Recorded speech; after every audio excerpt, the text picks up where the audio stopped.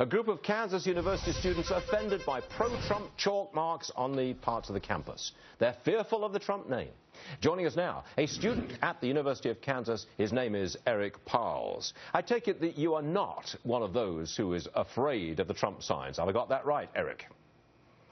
You would be correct, yeah. Okay. Now I've got a question for you. Let's follow this through. Let's suppose that the students who are afraid and requiring safe zones on the college campus. What happens when they get a job? Speculate with me, Eric. Tell me.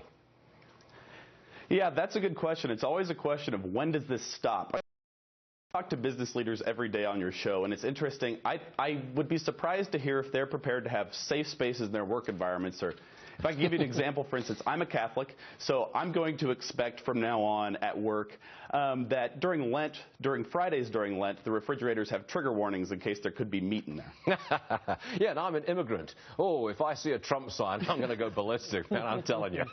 Right. Look, I got news this morning that the president of Emory University, which also had its chalk mark Trump problems, he's gone out on the campus and he's putting in chalk for free speech.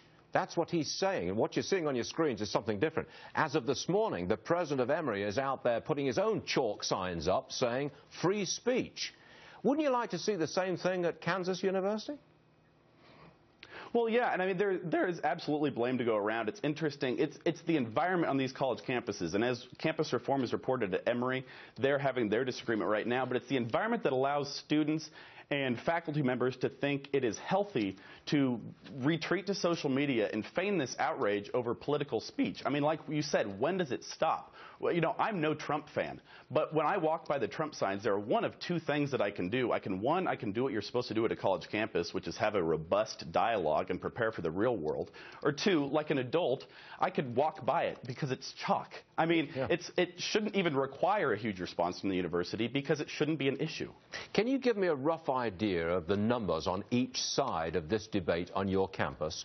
How many students really do feel they need a safe space away from Trump signs, and how many people on the other side very much in favor of free speech? Yeah, I would say the free speech still wins. The thing is that the students requiring a safe space, or the students that are feigning this outrage, are louder. And that's, I suppose, by the very nature of this issue. The students who don't feel the need safe space are those that are quietly able to just go about their day and not overreact. So I would say the good news about this is that most students are able to do this, and that we are reaching a bit of a critical mass in the sense that people are realizing this is ridiculous. I suppose the bad news then would be that the students who are outraged by this might go out into the real world, as we discussed, realize that the real world does not have safe spaces. They're going to retreat to college campuses, become the professors and the administrators of the next generation, and it could keep going. Well said, Eric Pahls. Thanks very much for joining us on this Friday morning. Appreciate it, Eric. Thank you. Glad to be with you.